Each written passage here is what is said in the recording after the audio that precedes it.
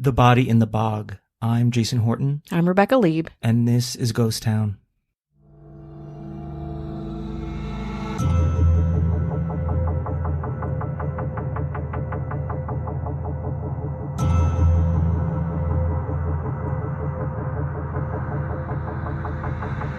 In the northwest of England, there is a bog known as the Lindow Moss that stretches 1,500 acres across the country of Cheshire. Admittedly, I wasn't exactly sure what a bog was, but now, thankfully, I know. A bog is a kind of dense swamp, a large area of wetland that's made of soft, spongy ground. This particular bog is comprised of 11,000-year-old decaying plant matter called peatone, or peat for short. Know what else is found in bogs aside from dead plants? Dead people. And the mystery of one human remains, or three, depending on who you ask, is what we're talking about today. The famous case of the Lindow Bog woman. Peat is a booming industry in the county of Cheshire, one that's been around since the 15th and 16th centuries. Workers cut and dry peat from the bog to sell as fuel for stoves and soil for crops. Workers used to excavate peat in blocks by hand and then laid them in stacked rows, turning them repeatedly over a 2-year period before they were dry enough to be ready for sale. The Industrial Revolution changed how the peat market worked, and in the 1980s, everything completely changed. To this day, peat is scooped up by mechanical diggers, placed in stacks, where it's left to dry. Then the peat is sent to a processing mill and put on a conveyor belt, where it's checked for chunks of bark and branches large enough to jam the machinery. If it's looking good, the peat is ground up into a compost and sold commercially, mostly to mushroom growers in the British countryside. Quaint, right? Well, on May 13th, 1983, 2 peat processors at Peatworks Incorporated named Andy Mould and Stephen Dooley were standing by their mill's conveyor belt, doing their job, which is mostly watching peat go by on the conveyor belt and looking out for anything strange. And they did their job well, because Mould spotted a strange lump on the belt, a lump that reminded him of a small black leather soccer ball. Mould alerted Dooley, and both joked about maybe it was a dinosaur egg. They pulled the lump off the belt and took it to the supervisor, a man named Ken Harewood. The 3 men washed the soccer ball off, and in the process of hosing down a strange lump of peat, they found that it wasn't peat at all, but a human skull, and not just a dry skull, completely decomposed. No, this skull seemed fresh. Missing its jaw, the skull still had some soft tissue, skin, some hair, some brain matter inside, and one eyeball that stared past the 3 men as they processed what they had just discovered. Mould, Dooley, and Harewood called the police, as one might. Quick to arrive to the scene, the police were excited. They believed this skull to be 30 to 50 years old, and the missing piece of the 20-year-old local disappearance and murder case of Malika D. Fernandez. The police, and really everyone familiar with the case, which is the whole town of Cheshire, already knew for years who they thought had murdered Fernandez. Her estranged husband, 57-year-old Peter Renbart. Renbart had been under police surveillance for many years, but had never been arrested as there was no body. Renbart also conveniently lived about 300 yards from the bog where the skull had been found. The police had dug over Renbart's garden years ago, to no avail, but now that this skull was turned over to the authorities, the police thought they had a simple and powerful case. Now, Renbart was not a good guy to begin with. In 1983, the man was living locally, having been recently released from prison, serving time for a series of sex crimes against children. Confronted with news of the discovery in the bog, he quickly confessed to the murder. Quote, "It has been so long I thought I would never be found out," he said. A complete murder confession quickly followed. But let's rewind back to 1959. Back then, Renbart was a young airline employee who met a portrait artist named Malika Maria D. Fernandez on a flight. The romance had some serious shades of Pam and Tommy, we'll say. Just hours after the 2 met on a plane, Renbart proposed, and then 4 days later, the 2 were married. Unlike Pamela Anderson and Tommy Lee, however, Fernandez and Renbart's romance lasted just a few months. Coming back down to earth, sometimes literally, as travel sparked the couple's romance, the 2 separated. Fernandez was contented traveling around, taking glorious and full advantage of her estranged husband's discount airfare, while Renbart settled into a quiet cottage life in Cheshire with a new lover, a man. Sometime in 1960 or 1961, Fernandez visited Renbart at his college and demanded money, threatening to expose his sexuality if he didn't pay. As a note, homosexuality remained a criminal act in England until 1967, so this was a pretty serious threat. Renbart didn't have any money for her, and the 2 fought. Quote, "Something just boiled over inside of me," Renbart stated in his confession. Later, he told the court that he had grabbed her and began shaking her, and didn't realize he had killed her until he stopped. Quote, I was terrified and could not think clearly. The only thing that came to mind was to hide her. Renbart said that he dismembered Fernandez's body with an axe before attempting to burn it. When burning didn't work, Renbart took the body parts to the nearby bog, scattering them throughout. To the policeman in charge, Detective Inspector George Abbott, the whole case seemed pretty clearly solved. The skull was of a woman around the same age as Fernandez, and Renbart had confessed. Easy, right? But one issue was yet unsolved. Despite careful searching, the rest of Fernandez's remains were not in the bog. Frustrated and hoping to get more information, Abbott sent the skull to Oxford University for further inspection. Peter Renbart's trial was conducted at the Chester Crown Court in December of 1983. Renbart's lawyers were hoping his charge of murder would be downgraded to manslaughter, but they weren't holding their breath. Of course, in a spectacular turnaround that's really very cinematic, Oxford University's archaeology department sent urgent word back to George Abbott right in the middle of Renbart's trial. The professor who inspected the skull from Oxford immediately came down to Cheshire to be questioned at the trial, testifying that the skull could not possibly belong to Fernandez. The court was shocked. Radiocarbon dating showed the remains were not 30 to 50 years old, but more like 17 centuries old, dating back all the way to ancient Britain. Everyone was pretty confused at that information, especially Renbart, who had just confessed to his wife's violent murder. Despite the skull drama, Renbart was found guilty and convicted by a jury count of 11-1. He spent the rest of his life in prison. And now it's like, that's where the story ends, right? You would think, but lots of crazy shit can come out of an ancient British swamp. Before we get back to the bog, let's take a break. Hi, hello, how are you? Hello. We're checking in. This is us, checking in on you. How art thee? Oh, wow. I'm a fancy man now. Interesting. Yeah, very regal. Yeah. If you could answer in Old English, we would appreciate it. As long as we're great. Thank you for asking. Yeah. As long as it's that. I have more money for you. Yeah, that's all we want to hear. No, I have more money for thee. We just want to know that you're hanging in there. Yeah. We're hanging in there. We are. We're here. It's hot as hell. That's my update. Yeah, that's it. I mean, if it's hot, that's enough, right? That's like, we don't need to hear anymore. You know what's hot? I don't want to be too punk rock, but the government. Oh, shit. Wow, it's getting so political so fast. We want to thank anyone who's listening, anyone who supports the show, shares it, spreads the good word. Thank thee. And our rock and roll government. Yeah. On guitar. Ashley Matson. Hello. On guitar. David Bull. This is a prog rock band. Oh, should I go like... Nope. No, okay. On the drums. Dar Rosenzweig. Hello. Thumping on the bass. Oh, yeah. Cat Joselle. Hello. And playing the triangle, James Harrington. Hey, nice choice. Someone's got to do it. You mastered it. And on vocals, our rock and roll governor. Oh, lead vocals, baby. Lead vocals, center stage. Coming down on some very expensive pyrotechnics. Yeah. Oh my God. Who cares how dangerous it is? A leather jacket that fits you well. Oh yeah. No, having a cool leather jacket, hair, perfect. Avian Noble. If you want early access, bonus episodes, we will have a new one out soon. No chit chat, no ads. Get out of here. Cut the shit. No corporate sponsorships for you, rock and roller. Or non-corporate. Yeah, or non-corporate. Really. Some of them are pretty chill. Yeah. Go to patreon.com/ghosttownpod. Got a few quickie Apple Podcast reviews. Can't wait. Sure, they're all bad. Thank you for asking. Now I'm going to start off with a goodie. Wonderful. I love this stuff. 5 stars from We288. Okay. 88. Yeah, hey, listen. Not bad. We love it. 32-year-old?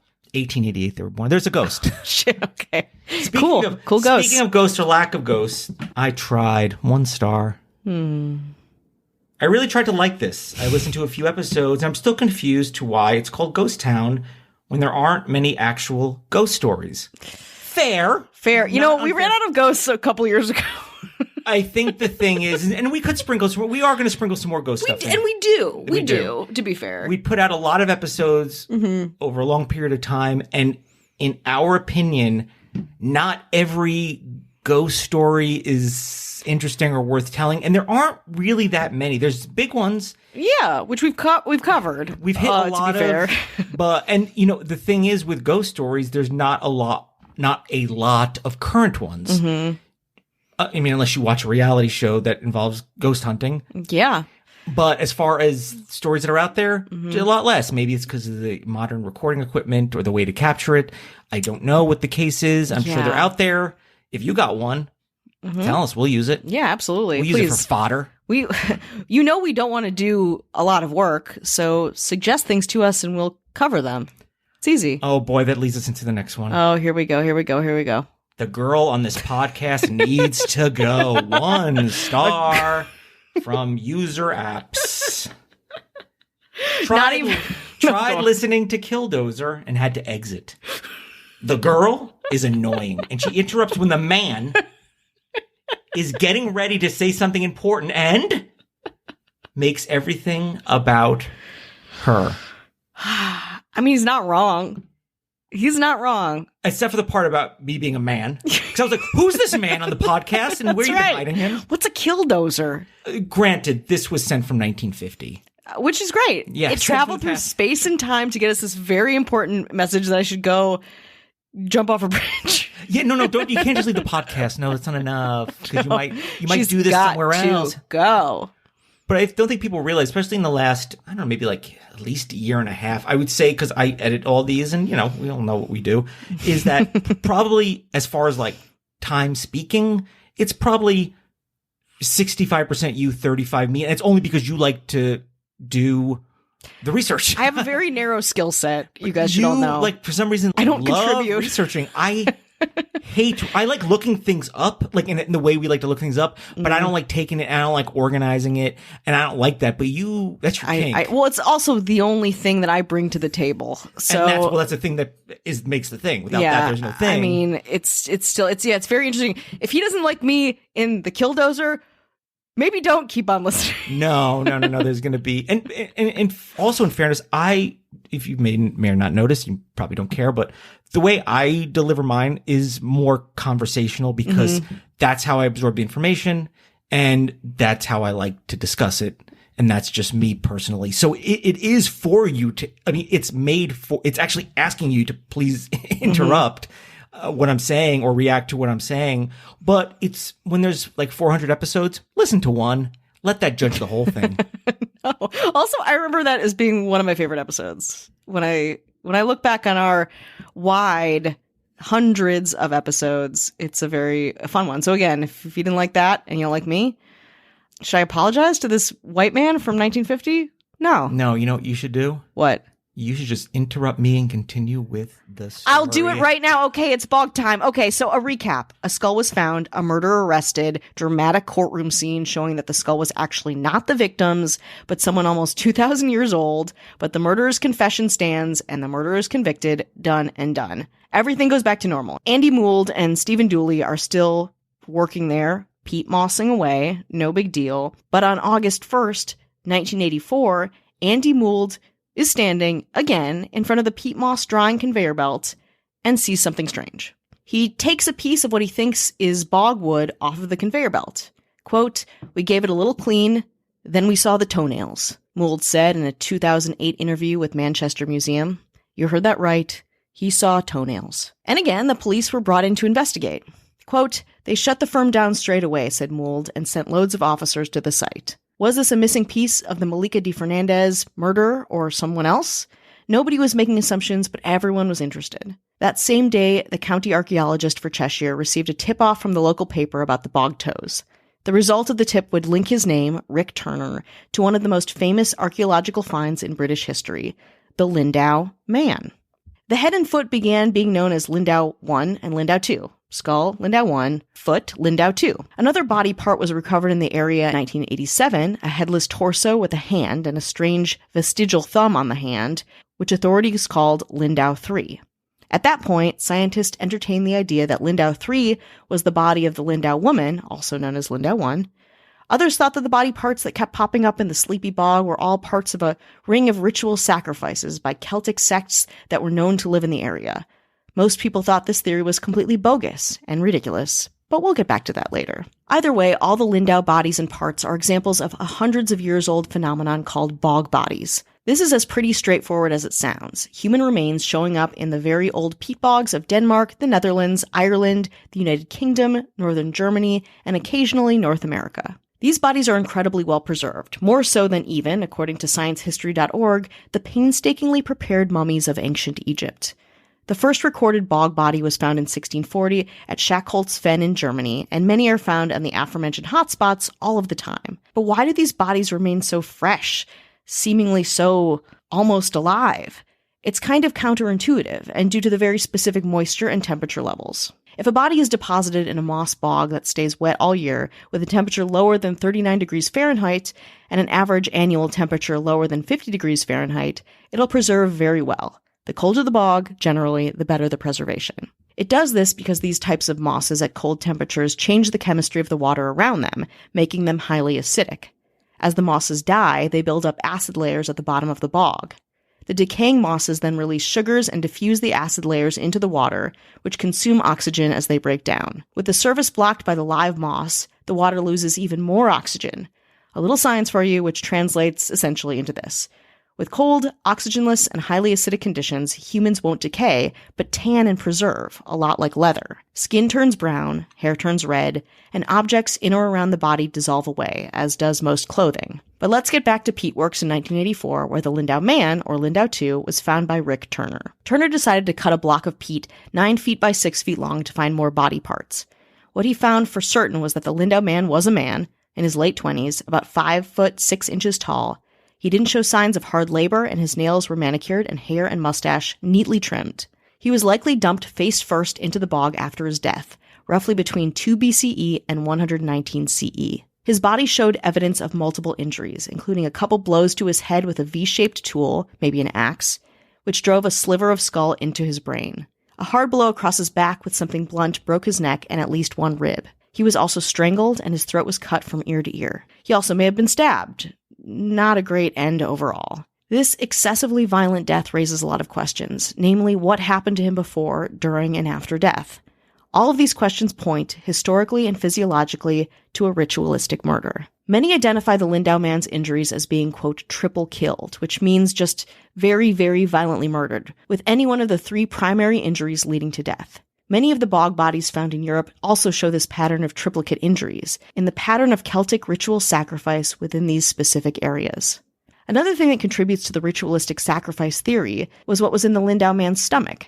The contents of the bodies show he was killed in late winter or early spring around the ancient Celtic festival of Beltane, which was usually held on May 1st. We talked about that in an earlier episode a little bit, if you want a little bit more background on this spooky Halloween spring festival. One ritual around Beltane includes a special bread, baked and cut up, with one piece deliberately burned. The slices of bread were torn into fragments and placed in a sack. After, all candidates for sacrifice would withdraw a piece, with the one withdrawing the burnt piece being the one that would be sacrificed. The char and bran found in the Lindow Man's stomach might support this theory. Historians argue that the Lindow Man was likely a high-ranking druid who was sacrificed in a last-ditch effort to call upon the aid of 3 Celtic gods to stop a Roman offensive against the Celts in AD 60. Another theory that points to ritual sacrifice around the Lindow Man is that many bog bodies have deformities. Lindow III, that one with the vestigial thumb, for example. The spine of the Yid girl, also found in 1987 near the village of Yid in the Netherlands, was curved with scoliosis. Although not obviously deformed, it is possible that the Lindow man or woman was chosen as some form of ritual scapegoat used to absolve collective guilt or fear. According to Anne Ross, a scholar of Celtic history, and Don Robbins, a chemist at the University of London, whatever happened to the Lindow man or woman, they were likely victims of extraordinary importance. And the rest of the bog bodies, their own mysteries, lost in the dark, wet, acidic bogs all over the world.